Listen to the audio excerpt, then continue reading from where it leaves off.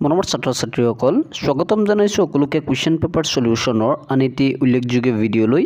আজিৰ ভিডিঅ'ত আমি আলোচনা কৰিম ক্লাছ 9ৰ হাফ ইয়াৰলি এক্সামিনেশ্যন 2024ৰ মৰিগাঁও ডিষ্ট্ৰিক্টৰ ইলেক্টিভ সাবজেক্ট জিঅ'গ্ৰাফি ভূগোলৰ প্ৰশ্নকাকতখন ইয়াত থকা MCQ লগতে 1 নম্বৰীয়া 14টা কুৱেশ্যন আছে সেইখিনি সলিউশন কৰিম উত্তৰ সহ এই ভিডিঅ'ত পাবা। যদি প্ৰথমবাৰৰ বাবে চেনেললৈ আহিছে তেন্তে চেনেলটো সাবস্ক্ৰাইব কৰি লোৱা আৰু কাষতে থকা বেল আইকনটো প্ৰেছ কৰি লোৱা।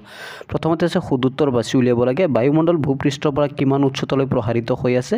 একদম ইজি কুৱেশ্যন, 10,000 কিলোমিটাৰ। তাৰপিছত মৌচুমী জলবায়ু অঞ্চলত বছৰি বৰষুণৰ পৰিমাণ হৈছে মৌচুমী অঞ্চলত বছৰি 200 সেন্টিমিটাৰতকৈ অধিক পৰিমাণে বৰষুণ হোৱা দেখা পোৱা যায়। শুদ্ধোত্তৰ হৈছে অপশ্যন 1। তাৰপিছত জনসংখ্যা বৃদ্ধিৰ কাৰণ হৈছে শুদ্ধোত্তৰটো হৈছে প্ৰধান কাৰণ হৈছে জন্মৰ তুলনাত মৃত্যুৰ হাৰ হ্ৰাস। ইয়াত অপশ্যন 4টা আছে। শুদ্ধোত্তৰটো হৈছে অপশ্যন 4, জন্মৰ তুলনাত মৃত্যুৰ হাৰ হ্ৰাস। তাৰপিছত কুৱেশ্যন নম্বৰ ডি, বৰ্তমান পৃথিৱীৰ মুঠ জনসংখ্যা হৈছে 700 কোটি, 700 কোটি। ইয়াত অপশ্যন 1 নম্বৰটো কাৰেক্ট, 700 কোটি হৈছে বৰ্তমান পৃথিৱীৰ জনসংখ্যা। তাৰপিছত এবিধ পুনৰ সৃষ্টিহীন সম্পদ, শুদ্ধোত্তৰটো হৈছে বায়ু, লো, পানী, উদ্ভিদ। শুদ্ধোত্তৰটো হৈছে অপশ্যন 2, লো হৈছে পুনৰ সৃষ্টিহীন সম্পদ। তাৰপিছত কুৱেশ্যন নম্বৰ 2ত আছে উত্তৰ দিব লাগে।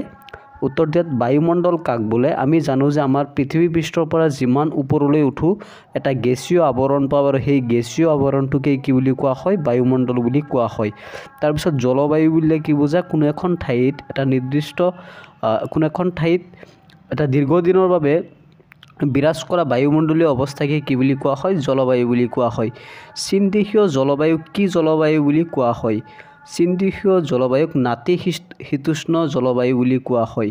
নাতিশীতোষ্ণ আৰ্দ্ৰ জলবায়ু। ইয়াত 14টা 1 নম্বৰীয়া কুৱেশ্যন। অনিয়মিত বতাহৰ এটা উদাহৰণ দিয়া। অনিয়মিত বতাহৰ এটা উদাহৰণ হৈছে ধুমুহা বতাহ। এইটো ভুল হৈ আছে। কেম্পছ গাঁথনি অঞ্চল কোন জলবায়ুৰ অন্তৰ্গত? সাভানা জলবায়ুৰ অন্তৰ্গত। সাগৰ পৃষ্ঠত বায়ুমণ্ডলৰ চাপ গড় হিচাপে কিমান? 14.7 পাউণ্ড। পৃথিৱীৰ আটাইতকৈ কম জনসংখ্যা থকা মহাদেশখনৰ নাম কি? ওচেনিয়া মহাদেশ। তাৰপিছত জনসংখ্যাৰ ঘনত্ব মানে কি? জনসংখ্যাৰ ঘনত্ব মানে হৈছে কোনো এখন ঠাইত তোমাৰ যে মাটিকালি আছে সেই মাটিকালিক জনসংখ্যাৰে ভাগ কৰিলে যি মান পোৱা যায় সেইটো হৈছে কি? জনসংখ্যাৰ ঘনত্ব। পৃথিৱীৰ আটাইতকৈ ঠাণ্ডা ঠাইখনৰ নাম হৈছে ভাৰখানয়স্ক। ইয়াত ভুল হৈ আছে, ভৰখানয়স্ক বুলি লিখা আছে, ভৰখানয়স্ক হ'ব। আফ্ৰিকাৰ গাঁথনি অঞ্চলক কি বুলি জনা যায়? সাভানা বুলি জনা যায়। চাইবেৰিয়াৰ সৰলবৰ্গীয় উদ্ভিদক কি নামেৰে জনা যায়? টাইগা। পৃথিৱীৰ আটাইতকৈ জনবহুল দেশ বৰ্তমান হৈছে ভাৰতবৰ্ষ, আগত আছিল চীন। তাৰপিছত পৃথিৱীৰ আটাইতকৈ প্ৰাচীন ধৰ্ম কি? পৃথিৱীৰ আটাইতকৈ প্ৰাচীন ধৰ্ম হৈছে হিন্দু ধৰ্ম। মংগোলীয় গোষ্ঠীৰ অন্তৰ্গত হোৱা অসমৰ এটা জনগোষ্ঠীৰ নাম বড়ো। বড়োসকল মংগোলীয় গোষ্ঠীৰ অন্তৰ্গত। তাৰপিছত 2 নম্বৰীয়া কুৱেশ্যনবিলাক চাই যোৱা। এইখিনি আছিল 2 নম্বৰীয়া কুৱেশ্যন, 7টা আছে, 14 নম্বৰ।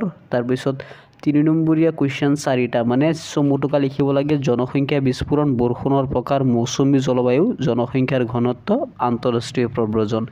এইখিনিৰ পৰা যিকোনো 4টা লিখিব লাগে। তাৰপিছত ইয়াত 2 নম্বৰীয়া ইয়াত 2+2 4 আছে, বতৰ আৰু জলবায়ু ইজি কুৱেশ্যন। তাৰপিছত 4 নম্বৰীয়া কুৱেশ্যন আছে 4টা, 5 নম্বৰীয়া কুৱেশ্যন আছে এটা, আৰু এটা মানচিত্ৰ আঁকিব দিছে 4খন ঠাই, ডিগবৈ, দিছপুৰ, ওৰাং আৰু পবিতৰা অভয়াৰণ্য বহাব লাগে। তাৰপিছত প্ৰকল্পত আছে 10 মাৰ্ক। গতিকে এইখিনি আছিল ভিডিঅ'টো চাই কেনেকুৱা লাগিছে কমেণ্ট বক্সত জনাবা। এনেকুৱা ভিডিঅ' পাবলৈ চেনেলটো ছাবস্ক্ৰাইব কৰি থ'বা। ভিডিঅ'টো ভাল লাগিলে ভিডিঅ'টো এবাৰ লাইক কৰি দিবা। ধন্যবাদ।